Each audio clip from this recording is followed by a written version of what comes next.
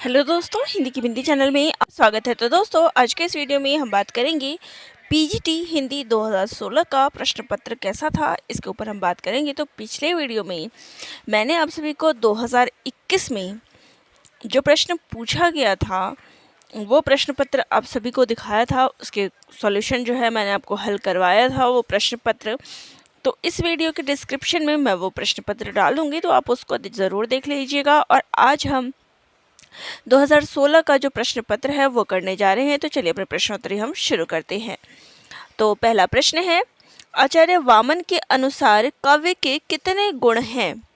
12, 9, 20 या फिर 3? तो राइट आंसर है ऑप्शन नंबर 3, 20। नेक्स्ट क्वेश्चन है,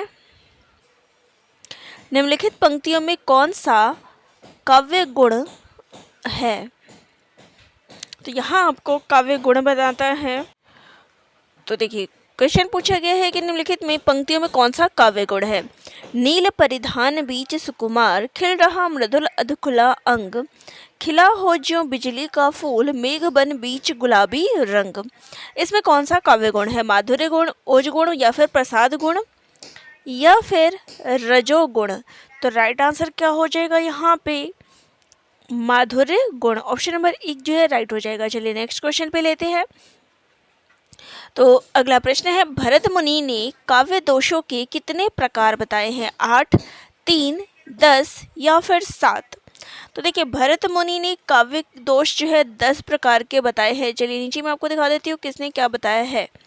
तो देखिए, भरत मुनि ने 10 बताए हैं, वामन ने 20 और भामा ने 21 काव्य दोष बताए हैं। और इसमें अलग अलग आचार्यों का पूछा जा सकता है। अगर इस पेपर में भरत मुनि का पूछा गया है तो हो सकता है नेक्स्ट में आपको वामन का पूछ ले, तो इन सबको देख लीजिए। ठीक है, चलिए नेक्स्ट क्वेश्चन पे आते हैं। तो नेक्स्ट क्वेश्चन है, कबीरा खड़ा बाजार में नाटक के रचयिता कौन है? सुदर्शन चोपड़ा, भीष्म साहनी, गिरिराज किशोर या फिर गोविंद दास? तो राइट आंसर है कबीरा खड़ा बाजार में भीष्म साहनी की रचना है। चलिए नेक्स्ट है, सदाचार का ताबीज के लेखक कौन है? तो सदाचार का जो ताबीज है ये हरिशंकर परसाई की रचना है। नेक्स्ट है, क्रोध निबंध के लेखक कौन है? तो देखिए, क्रोध निबंध के जो लेखक है वो है आचार्य रामचंद्र शुक्ल जी। ऑप्शन नंबर 1 जो है वो राइट हो जाएगा। और मैं डायरेक्ट ऑप्शन बोल रही हूँ ताकि वीडियो जो है ज़्यादा लंबी ना हो। चलिए नेक्स्ट क्वेश्चन है, घीसू और माधव किस कहानी के पात्र हैं? तो घीसू और माधव, देखिए, टोकरी भर मिट्टी नहीं, क्योंकि इसमें जो कहानी है वो एक बूढ़ी और उनके पोते की होती है। परीक्षा नहीं, शरणदाता ये भी नहीं है, ये आपका सांप्रदायिकता और विभाजन पर आधारित है। तो राइट आंसर है कफन। प्रेमचंद जी की कहानी है जिसमें घीसू और माधव जो है इसके पात्र है। नेक्स्ट क्वेश्चन है, पद्मावत के रतन सेन की पत्नी का नाम क्या है? तो रतन सेन की जो पत्नी है उसका नाम होता है नागमती। ऑप्शन नंबर 2 जो है यहाँ पे राइट हो जाएगा। नेक्स्ट क्वेश्चन है, तार सप्तक, दूसरा सप्तक, तीसरा सप्तक का संपादन किसने किया? तो देखिए, तार सप्तक का जो संपादन कार्य है ये अगेय जी के द्वारा किया गया है। नेक्स्ट क्वेश्चन है, विकास की दृष्टि से प्रकृति की पूर्वकालीन अवस्था का नाम है? तो इसका राइट आंसर क्या हो जाएगा? पद्म। जो इसकी पूर्वकालीन अवस्था है, प्राकृत से पूर्व जो भाषा थी वो थी पाली। तो ऑप्शन नंबर 1 जो है यहाँ पे राइट हो जाएगा। नेक्स्ट क्वेश्चन है, इनमें से अपभ्रंश भाषा का काल कौन सा है? तो यहाँ पर देखिए, जो अपभ्रंश का समय है वो 500 से लेके 1000 ईस्वी तक का है। तो हमारा ये डी ऑप्शन राइट हो जाएगा। चलिए नेक्स्ट क्वेश्चन है, कार्य शब्द का तद्भव रूप है? तो कार्य का जो तद्भव रूप होता है वो क्या होता है? तो वो होता है काज। ऑप्शन नंबर 4 जो है यहाँ पे राइट हो जाएगा। नेक्स्ट है, सही शब्द की वर्तनी पहचानिए। क्रोधाग्नि जो है इसका सही वर्तनी कौन सा होगा? तो ऑप्शन नंबर ए जो है यहाँ पे राइट हो जाएगा। ये देखिए, क्रोधाग्नि नहीं होता, धागनी नहीं होता, क्रोधाग्नि होता है। तो हमारा एक ऑप्शन राइट है। नेक्स्ट है, यथाशक्ति में कौन सा समास है? यथाशक्ति यानी शक्ति के अनुसार। तो यहाँ पे हमारा अव्ययी भाव, क्योंकि इसमें यथा जुड़ गया है तो क्या आ जाएगा? अव्ययी भाव समास इसमें आ जाएगा। चलिए नेक्स्ट जो है, यहाँ पे आपको सुमेलित करना है। तो यहाँ पे आपको कारक और उनके विभक्ति दिया गया है, इससे आपको सुमेलित करना है। तो देखिए, कर्ता ने कर्म को करण से अधिकरण में पर, तो यहाँ पे हमारा ये वाला जो है इस प्रकार से कुछ मिलान हो जाएगा। चलिए नेक्स्ट क्वेश्चन लेते हैं। मूक शब्द का विलोम रूप है, तो देखिए मूक का विलोम अंधा नहीं होता, लंगड़ा नहीं होता, वाचाल या फिर बात। तो यहाँ पे मूक का जो विलोम यानी मूक यानी जो ना बोले, तो इसका विलोम हो जाएगा वाचाल। ऑप्शन नंबर 3 जो है यहाँ पे हमारा करेक्ट हो जाएगा। चलिए नेक्स्ट क्वेश्चन है। आकाश का पर्यायवाची शब्द नहीं है, तो आकाश का पर्यायवाची शब्द कौन सा नहीं है? देखिए अंबर होता है, व्योम होता है, नभ होता है, लेकिन अंबक जो है ये पर्यायवाची नहीं होता है, तो ऑप्शन नंबर 1 जो है यहाँ पे राइट हो जाएगा। चलिए नेक्स्ट है। मान न मान मैं तेरा मेहमान का अर्थ है, तो इसका अर्थ क्या होता है? जबरदस्ती गले पड़ना। ऑप्शन नंबर सी जो है यहाँ पे हमारा राइट हो जाएगा। चलिए नेक्स्ट क्वेश्चन लेते हैं। तो देखिए जो भी यहाँ पीजीटी की तैयारी कर रहे हैं वो चैनल से जुड़ सकते हैं, क्योंकि सारे प्रश्न उत्तरी जितने भी पीवाईक्यू हैं मैं सारे आपको यहाँ पे करवाने वाली हूँ। चलिए अपने नेक्स्ट क्वेश्चन पे आते हैं।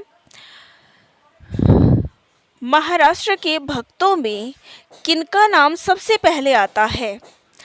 तो देखिए यहाँ पे बात हो रही है महाराष्ट्र की, तो महाराष्ट्र के जो भक्त हैं उनमें सब नाम जो आता है वो है नामदेव का। ठीक है, चलिए नेक्स्ट है।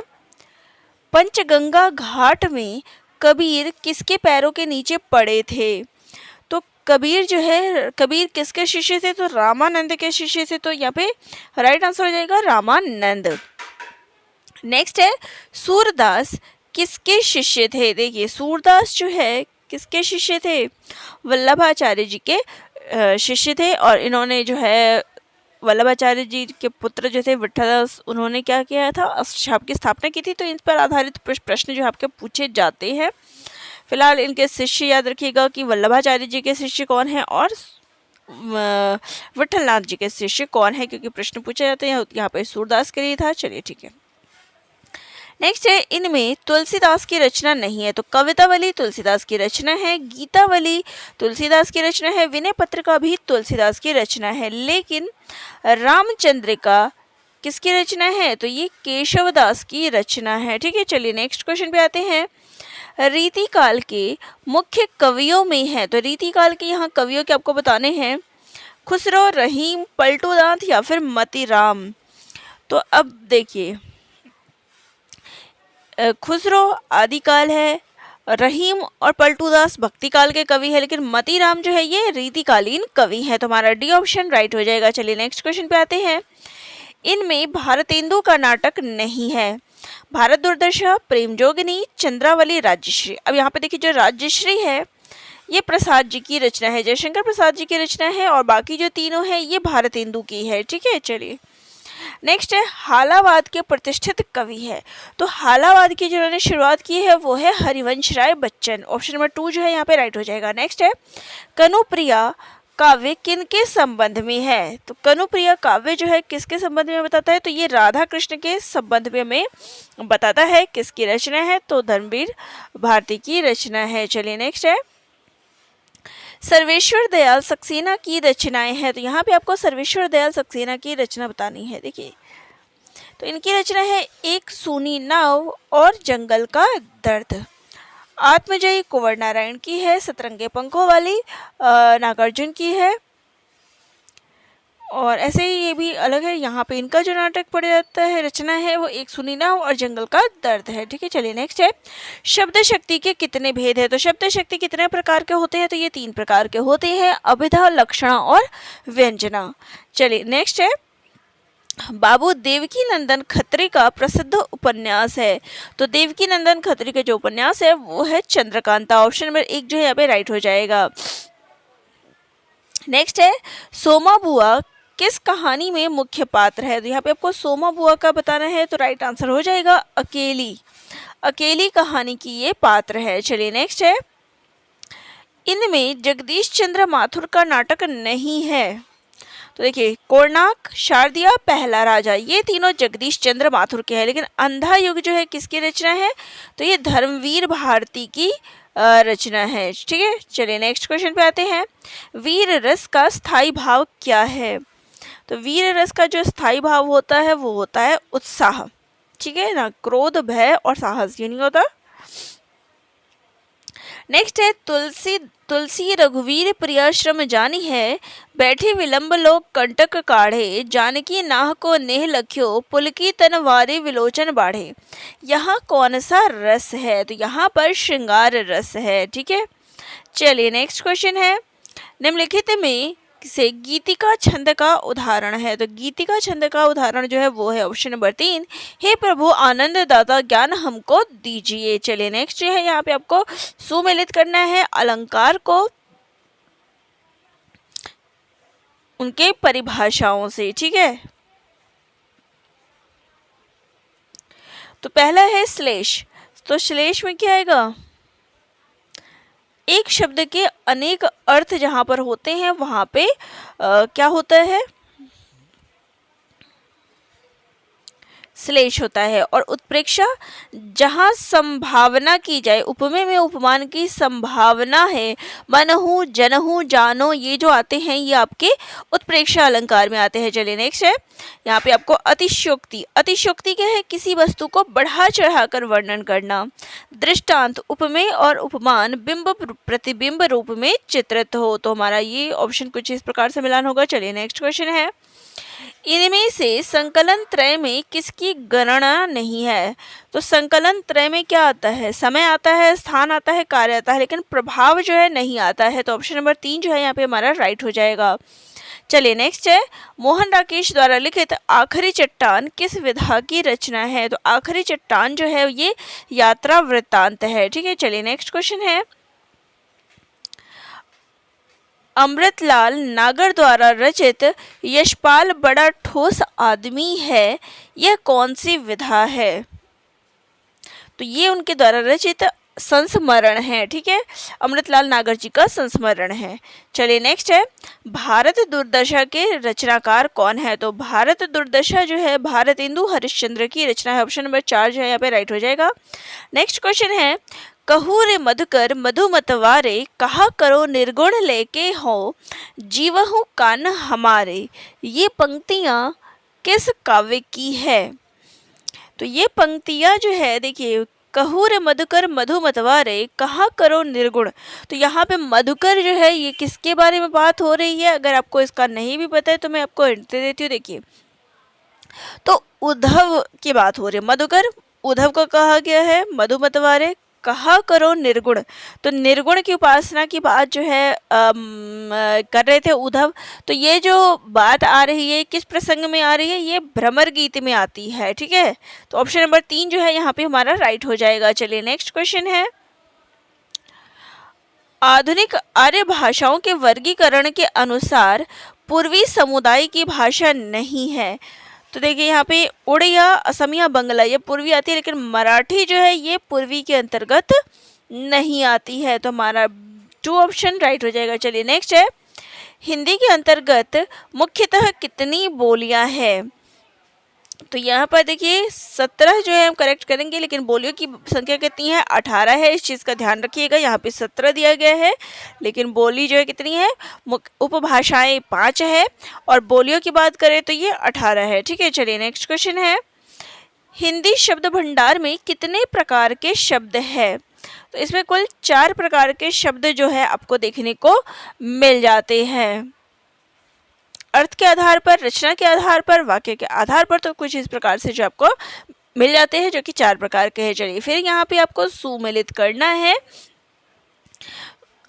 व्यंजन को उनके वर्ण स्थान से सुमेलित करना है, लेकिन यहाँ पर इस क्वेश्चन में जो है गलत था, जिसके कारण आयोग ने इस प्रश्न को हटा दिया था। प्रश्नों का पैटर्न देख लीजिए, इस प्रकार से आपको सुमेलित पूछा जाएगा। मैं यहाँ पे इसको लीव कर रही हूँ। चलिए नेक्स्ट क्वेश्चन है, इनमें से कौन सा शब्द बहुब्रीहि समास का उदाहरण है, तो यहाँ पे आपको बहुब्रीहि बताना है। देखिए, चौमासा यानी यहाँ पे क्या आ रही है, संख्या आ रही है, संख्या होता है तो क्या होता है, द्विगु होता है। आजीवन आ रहा है तो यहाँ पे क्या आ जाएगा, अव्ययी भाव समास आ जाएगा। पाप पुण्य, पाप और पुण्य बीच में डैश लगा हुआ है तो यहाँ पे द्वंद्व समास आ गया। पीतांबर, पीला है जो अंबर, और पीला अंबर किसका होता है? तो भगवान कृष्ण का। तो यहाँ पे हमारा एक ऑप्शन जो है करेक्ट हो गया, ये हो गया हमारा बहुब्रीहि समास। नेक्स्ट है लड़की पढ़ती है, यह वाक्य बहुवचन में होता है, तो इसका बहुवचन क्या बनेगा? लड़कियां पढ़ती है। ऑप्शन नंबर 3 जो है यहाँ पे हमारा राइट हो जाएगा। चलिए नेक्स्ट है, यहाँ पर शब्द है और उनके अर्थ दिए गए हैं जिनका आपको मिलान करना है, ठीक है।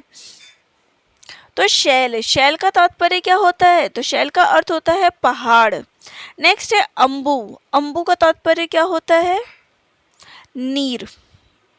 नेक्स्ट है सदन, सदन का मतलब क्या होता है? घर, गृह। यहाँ पे गेह दिया गया है, उस पर लगाएंगे अनल, अनल का मतलब होता है आग, आग मतलब पावक, ठीक है।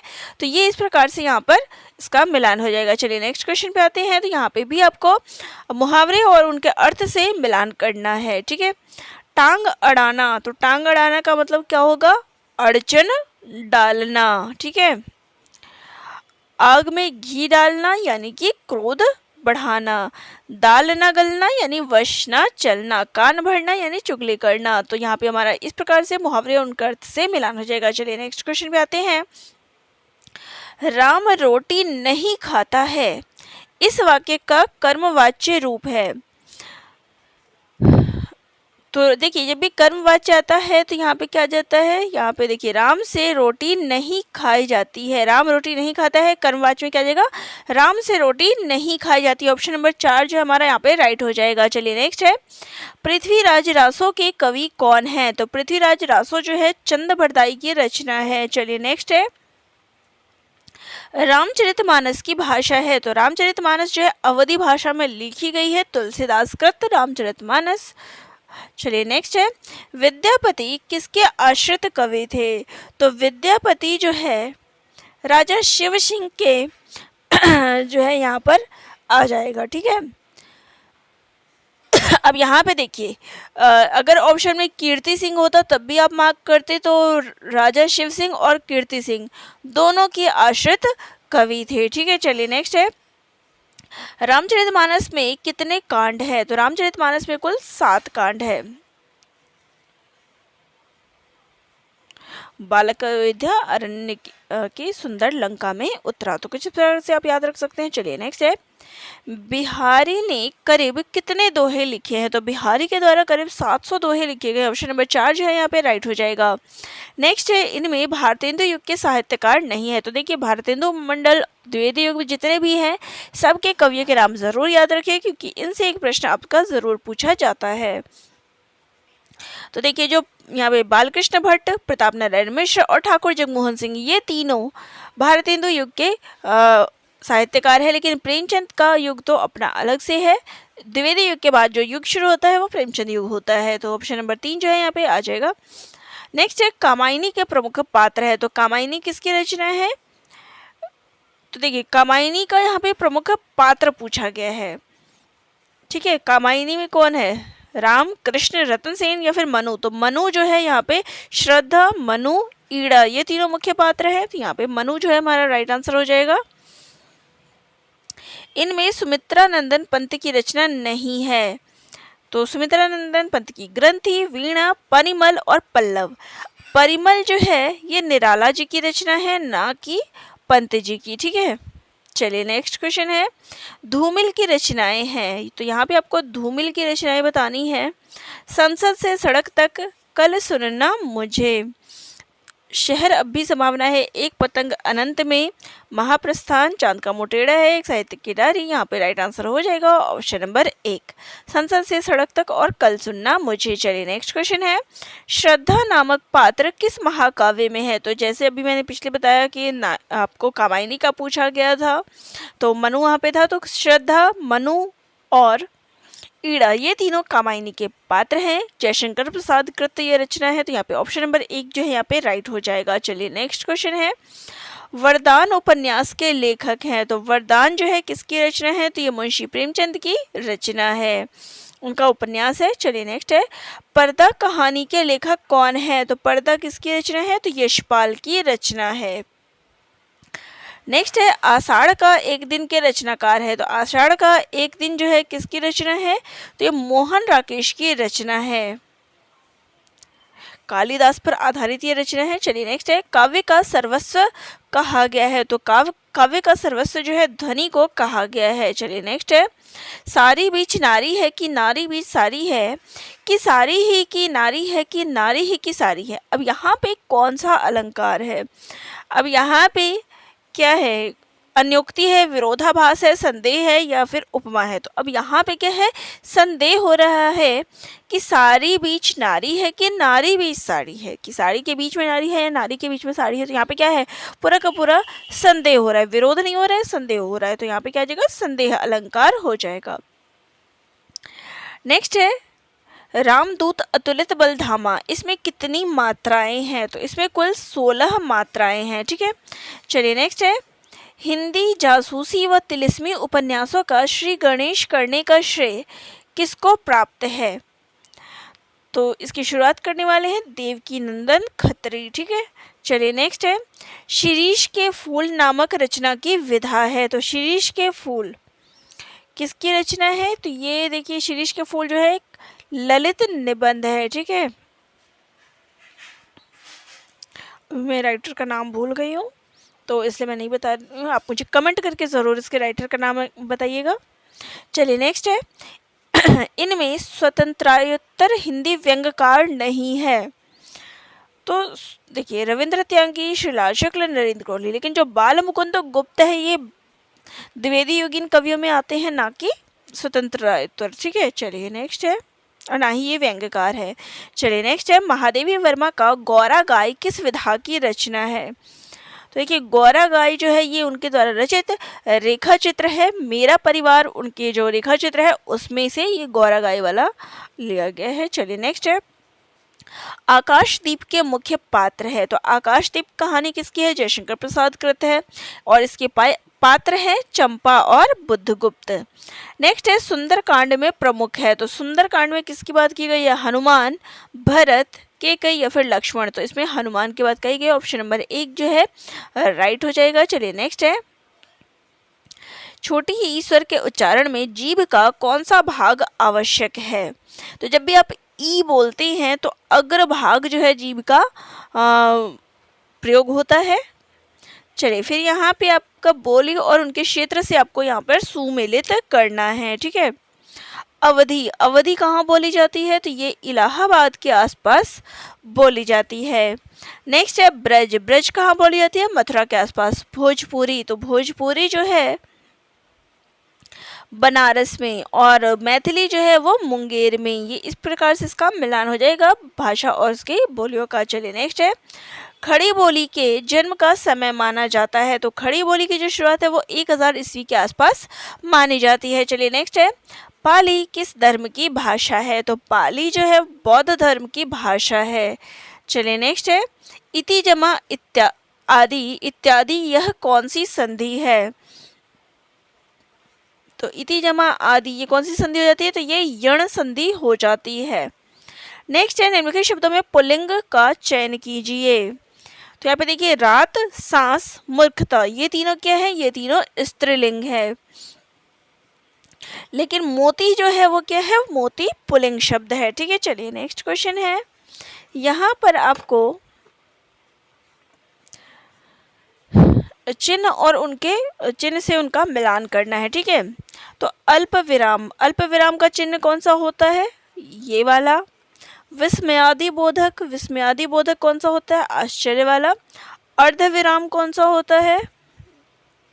ये वाला। और निर्देश चिन्ह कौन सा होता है?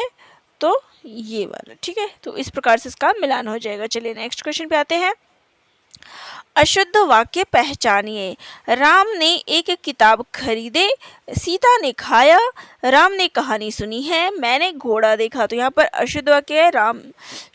तो यहाँ पर देखिए, सीता ने खाना खाया शुद्ध है, राम ने कहानी सुनी है सही है, मैंने घोड़ा देखा ये भी सही है, राम ने एक किताब खरीदे, खरीदा आना चाहिए ना कि खरीदे। तो यहाँ पे ये हमारा अशुद्ध वाक्य हो जाता है।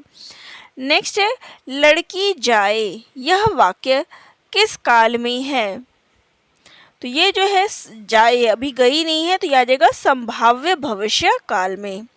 नेक्स्ट है, मोहन ने पढ़ा है, यह वाक्य संदिग्ध भूतकाल में होता है। तो अगर इस वाक्य को हम संदिग्ध भूतकाल में परिवर्तित करे तो हो जाएगा मोहन ने पढ़ा होगा। ऑप्शन नंबर 2 जो है यहाँ पे राइट हो जाएगा।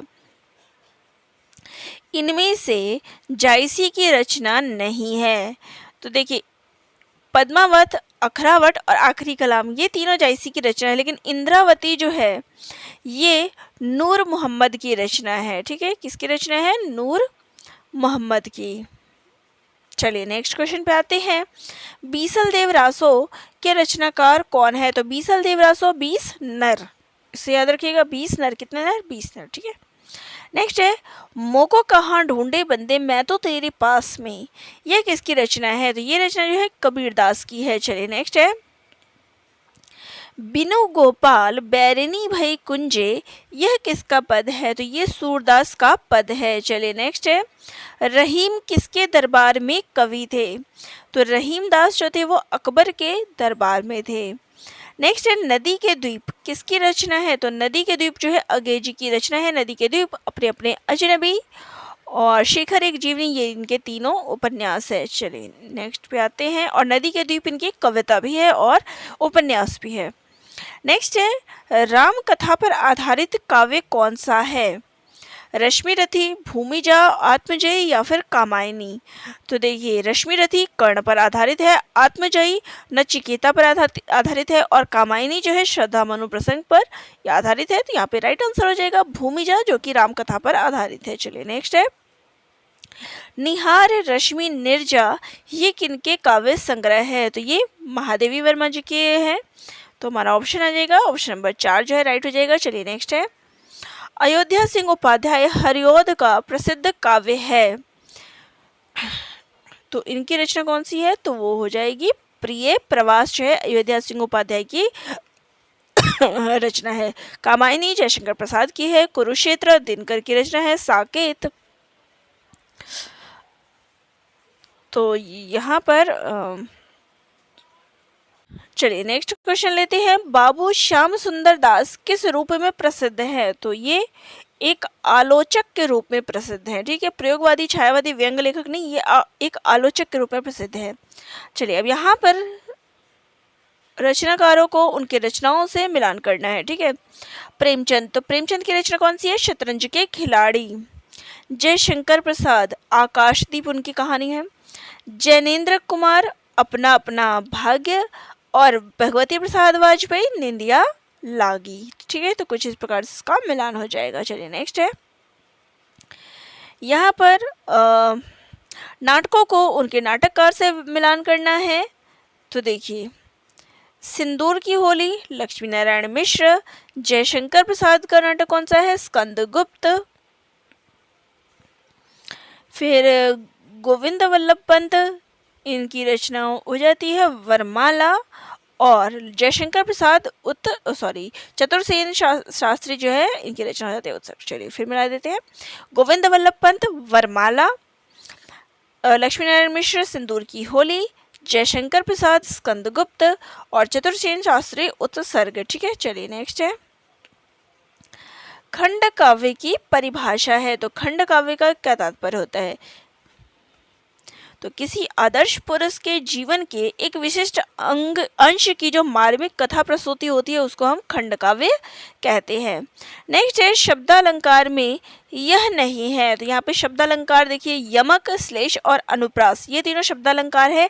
और उपमा जो है ये क्या होता है? तो ये अर्था अलंकार होता है। नेक्स्ट है छंद में प्रायः कितने चरण होते हैं? तो छंद में प्रायः कितने चरण होते हैं? तो इसमें कुल 4 चरण होते हैं। नेक्स्ट है इनमें कौन सा शब्द शक्ति का भेद नहीं है?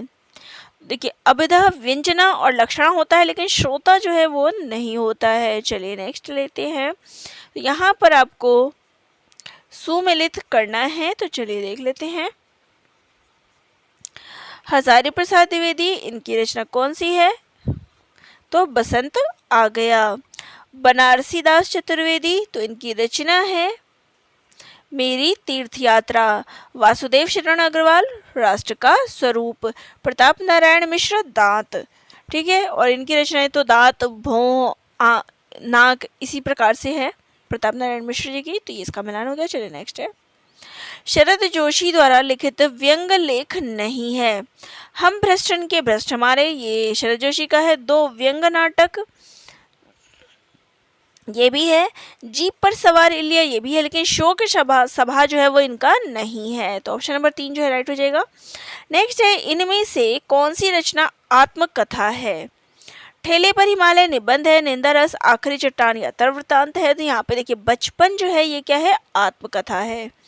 नेक्स्ट है, किसने ध्वनि को सर्वप्रथम काव्यात्मा माना है? तो आनंद वर्धन ने जो इसको काव्यात्मा माना है।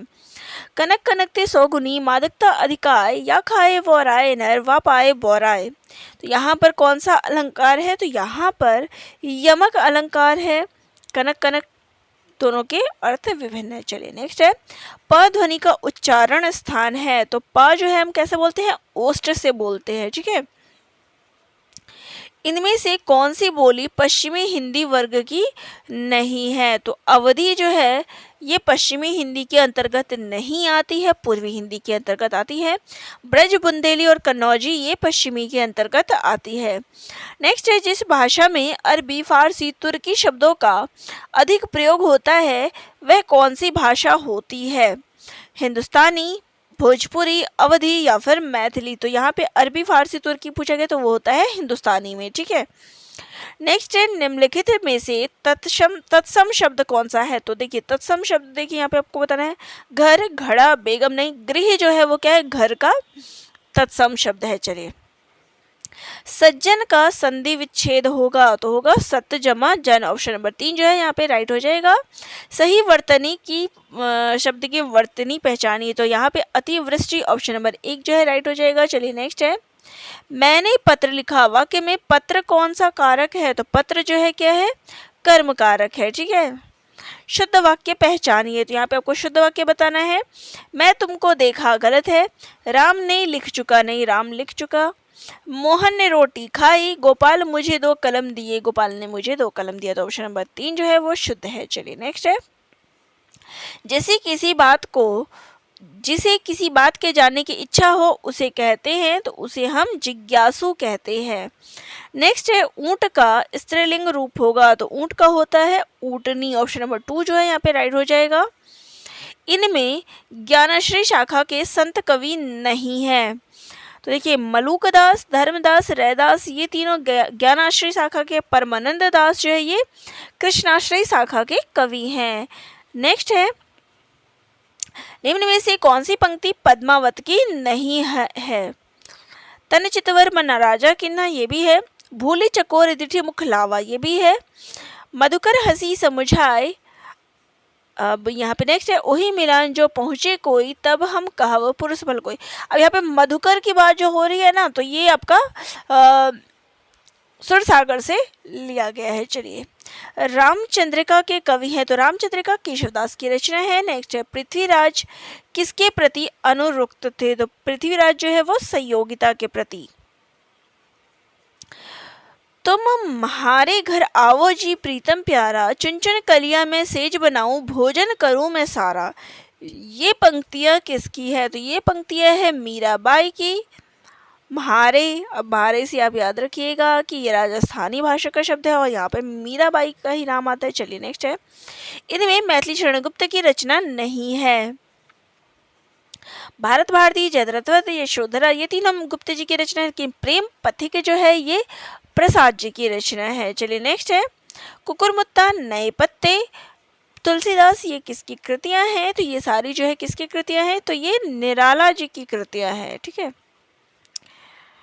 नेक्स्ट है, नागार्जुन का असली नाम क्या है? तो इनका असली नाम है वैद्यनाथ मिश्र। नई कविता के तीसरा सप्तक के कवि कौन है? तो केदारनाथ सिंह जो है वो तीसरे सप्तक में आते हैं। चलिए नेक्स्ट है, अलंकारों के कितने भेद होते हैं? तो अलंकार के 3 भेद होते हैं, शब्दालंकार, अर्थालंकार और उभय अलंकार। नेक्स्ट है, वृंदावन लाल वर्मा का प्रसिद्ध उपन्यास कौन सा है?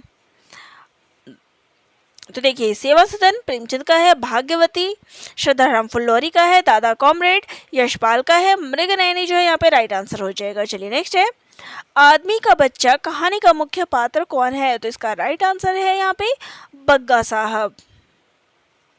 नेक्स्ट है युगे युगे क्रांति के रचनाकार कौन है? तो ये विष्णु प्रभाकर की रचना है। तो चलिए, ये थी हमारी प्रश्नोत्तरी 2016 का जो प्रश्न पत्र था पीजीटी का, वो मैंने आप सभी को आज कराया है। 2021 का भी मैं करा चुकी हूँ, जिसका लिंक मैं डिस्क्रिप्शन बॉक्स में दे दूंगी। और इसी प्रकार से जितने पीजीटी के प्रश्न हैं वो मैं आप सभी को करवा रही हूँ, ताकि आगे जो परीक्षा आने वाली है उसमें आपको किसी प्रकार की परेशानी ना हो। पहले पेपर पैटर्न को आप समझिए और उसके बाद आगे जो है अपनी तैयारी को इससे और बेहतर बना सकते हैं। तो वीडियो अच्छी लगी हो तो चैनल को लाइक शेयर सब्सक्राइब करिएगा, अपने डाउट्स भी मुझे कमेंट करिएगा।